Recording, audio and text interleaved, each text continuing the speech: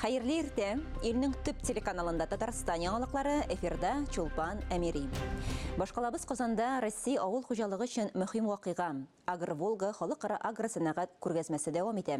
Төп тема булып үсемлекчелек, терлекчелек, ашлык эшкәртү өлкәсендә инновацион эшләнмәләр булды. Тәҗрибә кырлары 48 гектарда урнашкан, моннан тыш масштаблы экспозиция һәм эшлекле форум майданчыклары да эшли. Биредә агрохимия, ашламалар, үсемлекчелек өлкәсендәге яңа эшләнмәләр тәкъдим ителде. Аларны республика рәисе Рөстәм Миңнехановка һәм Россиянең авыл хуҗалыгы министры урынбасары Андрей Разинга күрсәттеләр. Күпләрне үзебездә җитештерелгән авыл хуҗалыгы техникасы кызыксындырды. Рөстәм Миңнеханов иң яхшы компанияларга, хуҗалыкларга, басуларда һәм фермаларда яхшы нәтиҗәләр күрсәткәннәр өчен рәхмәт хатлары тапшырды. Шулай ук аграрияларга уңышлы чәчү һәм продукцияны читкә чыгаруны арттырганнары өчен рәхмәт белдерде. Татарстан самодостаточный регион по основным продуктам питания. Наши аграрии вносят существенный вклад в решение задач, поставленным руководством страны по обеспечению продовольственной безопасности России. При этом ежегодно растет объем экспорта сельскохозяйственной продукции. За прошлый год объем нашего экспорта превысил 450 миллионов долларов США, и география поставок 52 страны мира. Быел уку елы башына Казанның М14 микрорайондагы мәктәпне төзеп бетерәләр. Башкала хакимиятенә бинаның нинди булачагы, иң мөһиме белем бирү өлеше нәрсә белән тулачагы турында проект тәкъдим ителәр. Төп басым заманча технологияларга ясала. Шулай итеп, бушлай нигездә журналистика, видеороликлар ясау, тиз уку, дроннар мәктәбе барлыкка килә. Бер сыйныф тулаем сәламәтлек мөмкинлекләре шикләнгән балалар өчен була. Алар белән махсус программа буенча психолог, логопед, дефектолог шөгыльләнер дип көтелә. Быел барлыгы Казанда 3 яңа мәктәп ачыла. М14 микрорайонында, Новые Горки һәм Весна 2 торак комплексларында. Шулай ук республика районнарында уку йортлары төзекләндерелә, яңартыла. Әйтик, Яшел Үзән районында да бүгенге көндә 4нче мәктәпкә капиталь ремонт ясала. Эшләрнең 50% инде башкарылган. Биредә махсус җиһазлар белән заманча уку сыйныфлары, куркынычсызлык системасы белән төзекләндерелгән территория барлыкка килә. Эш барышы белән Яшел Үзән районының хәбәрчесе Айгөл Гатауллина танышып кайтты. 4нче мәктәп Яшел Үзәннең 2024 елдан инновацион белем бирү программасына кертелүче 5 уку йорты исемлегенә керде. Анда укучылар квадрокоптерларны программалаштырырга, җыярга һәм идарә итәргә өйрәнәчәк. Җиһазландыруга 12 миллион 500 мең сумлык акча бүлеп бирелгән. Кече эшу зонасы кабинетларның берсендә урнашачак, зурысы инде эшләре тәмамланган спорт залында.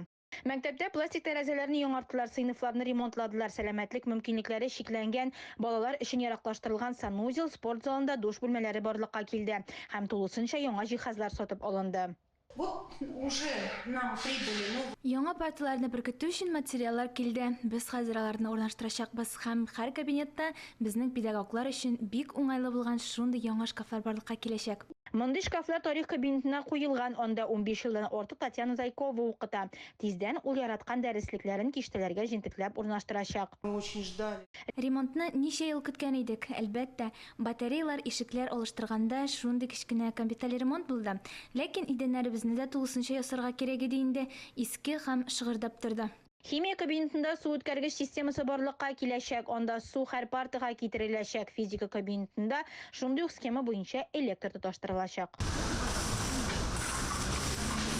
Капиталь ремонт кысаларында мәктәп янындагы территория төзекләндереләчәк. Универсаль спорт мәйданчыгы барлык нормаларга туры киләчәк. Состав которой Аңа баскетбол мәйданчыгы, волейбол мәйданчыгы, футбол кыры керә һәм без универсаль резина белән капланган йөгерү юлын ясыйбыз. Балаларның иминлеген 20 тышкы күзәтү камерасы һәм мәктәп эчендә 40 камера күзәтәчәк. Сөйләм системасы урнаштырылачак һәм сентябрь аенда 760 укучы яңа уку елын уңайлы, яңартылган һәм заманча мәктәптә башлаячак. Айгөл Гатауллина, Андрей Лопатников, Яшел Үзән районыннан Татарстан яңалыклары өчен. 4-5 июль көннәрендә 116 меңнән артык чыгарылыш сыйныф укучысы кабат бердәм дәүләт имтиханын тапшырды. Бүген 5 июльдә биология, география, рус әдәбияты, тарих, профильле математика һәм инглиз теленнән имтиханнар. Аларны кабат тапшыру балаларны арттыру мөмкинлеген бирә. Шул ук вакытта элекеге балалар юкка чыга. Имтихан бирүчеләр арасында бигрәк тә җәмгыять белемен тапшырырга теләүчеләр күп. Укучылар кабат бирелгән имтихан нәтиҗәләрен 17 июльдән дә соңга алмыйча белә ала. Республиканың социаль фонд хезмәткәрләре барлык кешеләрне игътибарлы булырга чакыра. Мошенниклар халыкны алдауның яңа ысулын тапкан. Башлыча өлкән буын кешеләренә шалтыратулар килә башлый, җинаятьчеләр телефон аша үзләрен социаль фонд хезмәткәре буларак таныштыра һәм кешегә пенсия өчен стаж җитми дип ышандыра. Түләүләрне туктату белән куркыта. Шулай ук мошенниклар халыкны күп функцияле үзәккә кабул итүгә яздырырга тәкъдим итә, шәхси документларын СМС аша кодны хәбәр итеп, язманы раслауларын сорыйлар. Нәтиҗәдә картадан акча юкка чыга. Басуларда игеннәр өлгереп килә. Быел һәрбер төк кадерле. Катлаулы табигать шартларында үстерелгән икмәкне югалтуларсыз җыеп алырга кирәк. Механизаторлар алда торган бурычның җаваплылыгын яхшы аңлый, шуңа күрә комбайннарны урып җыйга әзерләүгә елдагыча зур игътибар бирелә. Зәй районында да бу эш тулы куәтенә бара. Теманы Зәйдәге хәбәрчебез Әдилә Борханова дәвам итә. Әлегенә ремонттан чыккан комбайннар бер-бер артлы агрофирма бүлекчәсенә кайта. Районның барлык хуҗалыкларында уракка чыгачак техникаларны әзерлиләр. Ремонтник малайлар бөтен кой эшләрен алыштырганнар. Әйбәт, яхшылап тарттырып куйганнар.